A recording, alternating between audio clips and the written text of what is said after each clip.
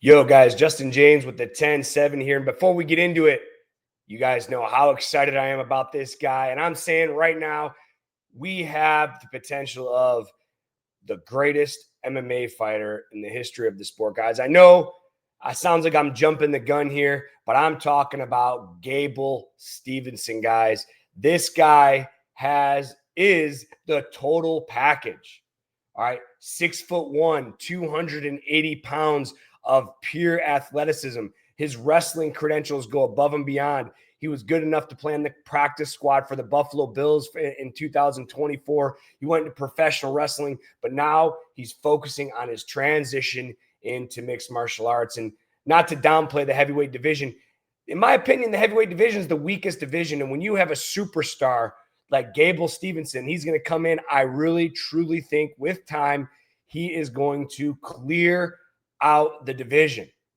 If you guys remember, a while back, Brock Lesnar came in with an incredible wrestling pedigree. I think he was 3 or 4-0 before he got a UFC title shot. He became the UFC champion.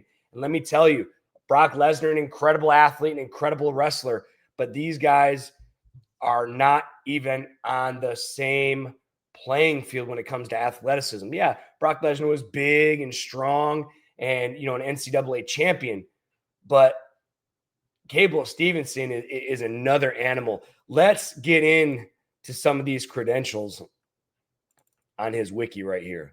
And when I went through these before in a video I made, I was just blown away. Here you go, a little background of Gable Stevenson.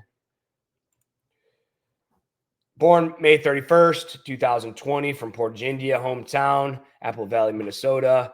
He wrestled at Minnesota. He was a Minnesota Gopher. During his wrestling, he was a heavyweight, 6'1", 265.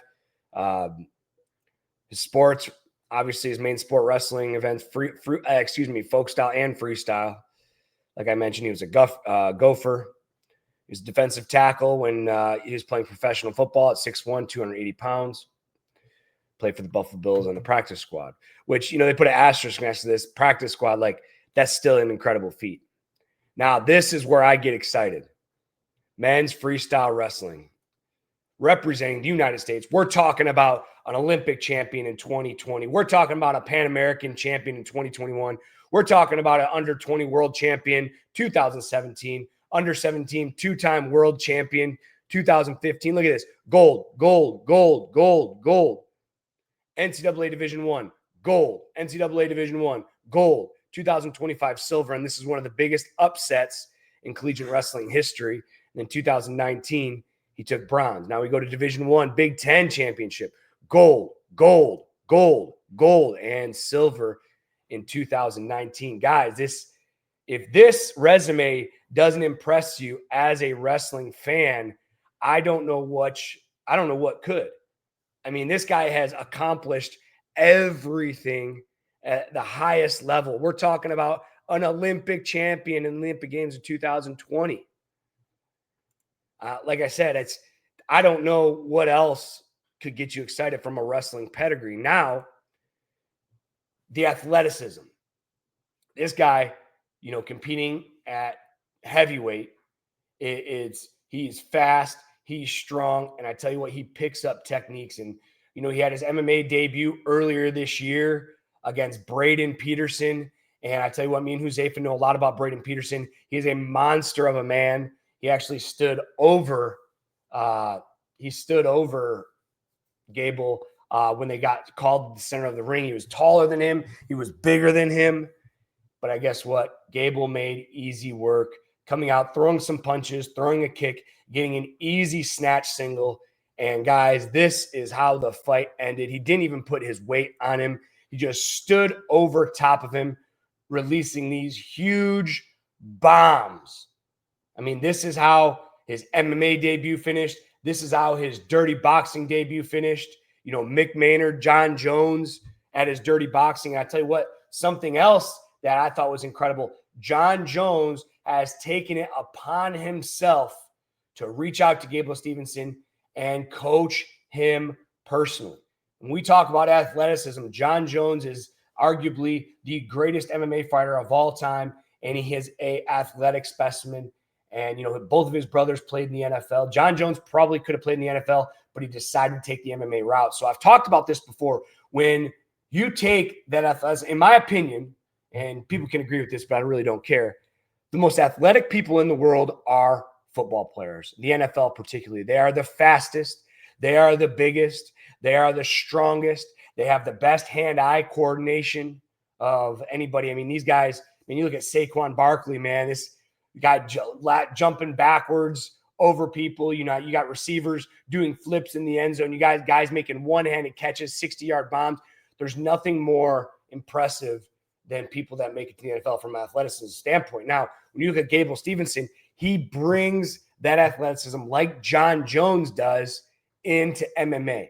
And like I said a lot, and the heavyweight division is, in my opinion, the weakest division in MMA. And I'm going to tell you why. And I've said this on the show before, because all the superstar athletes go to the NFL. They go to the NBA. They go and get real paychecks, because until recently, and we're not really, and obviously we're not there yet. I'm not saying the UFC can compete with the NFL or the NBA when it comes to money, but price tags are starting to go up. People are really starting to make money in MMA. Like I said, the superstar athletes and the heavyweight athletes, they go in to the NFL. They go into the NBA. But Gable Stevenson is making his way into MMA. And I tell you what, after watching his Dirty Boxing debut that I watched just recently, this guy is going to be a problem. Not only can he wrestle, but this guy can box. I was really concerned, and you get guys coming over transition to MMA. Look at Brock Lesnar. Great wrestler. Obviously, when he gets guys down to the ground, he would have his way with them. But his striking was terrible. Gabe Stevenson, I think, is really going to focus on his striking with Jon Jones. And I think he has been focusing on his striking, because when I show this clip, it only lasts 15 seconds. He looks like a seasoned boxer. He's throwing a jab. He's throwing a slip jab. And then this beautiful right uppercut that puts his opponent out, Billy Swanson. To put Billy Swanson out was incredible, guys. I'm going to show this quick 15-second clip to give you an idea how good this guy's boxing truly is. Look at this, not being overreactive. Beautiful slip jab to the body. I mean, this guy looks like a seasoned boxer. Bang, bang, there's that bang. Lands that right uppercut twice. And just like in his MMA debut, he stands over a partner. Look at this, watch this, most impressive thing. Boom, jumps over the top rope. That rope is up to his shoulder. Runs over, there's Mick Maynard, there's Jon Jones. This guy is something special. Let's watch this again. Beautiful slip jab to the body. Look at his footwork. Bang, right hook, right uppercut. Boom, right uppercut. Puts him out. Postures over his opponent just like he did in MMA debut. Now watch this jump. Boom, clears the rope without touching it. And as you guys can see, there's Jon Jones. Next to Jon Jones is Mick Maynard, as you guys know, or you guys might know. He's one of the matchmakers for the UFC. Now, what's next for Gable Stevenson? And you guys probably aren't going to like my take on this, but I know a lot of guys are saying, send him to the UFC, put him against a top 10 guy. Gable Stevenson is 1-0 in MMA. He's 25 years of age. Now, I'm going to support whatever he decides to do, but I think the UFC has to do him right, and they have to build him. All right, there's 30 chumps in the heavyweight division that right now Gable Stevenson, I think, can run through. I'm not going to mention any names, so I don't want to sound like a hater, but this guy, I really want the UFC to groom him. We have a guy that could win a championship in the next 2 or 3 years and maintain being a champion for as long as he wants, because nobody is going to come over with as much athleticism as Gable Stevenson. Obviously, could he get upset? Of course, it's MMA. At heavyweight, one big shot could knock him out. But I tell you what, don't throw this guy into the fire just yet. On our show yesterday, somebody was saying, oh, he needs to get a top 10 guy right away.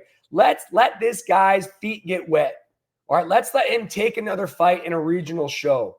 All right, let's let him go through the process of putting on the gloves and working through the things that MMA fighters have to work through. And people are like, oh, he's already competed at the highest level in wrestling. He shouldn't have nerves. He shouldn't have this. Listen, I get that point and I understand that point.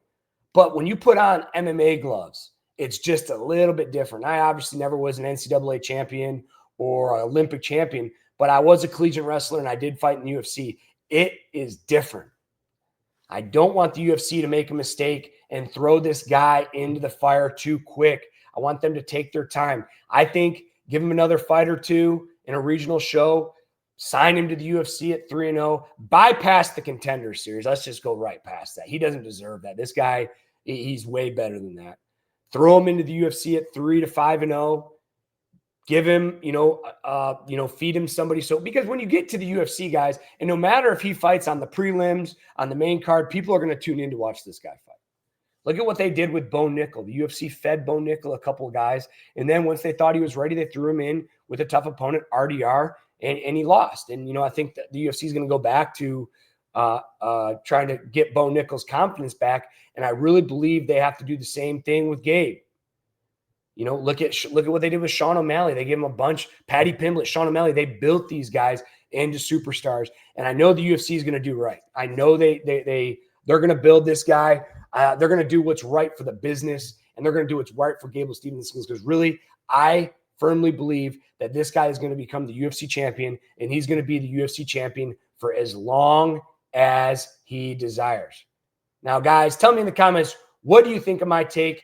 And what is something else what is a different take you might have in this situation? Guys, hit me up in the comments.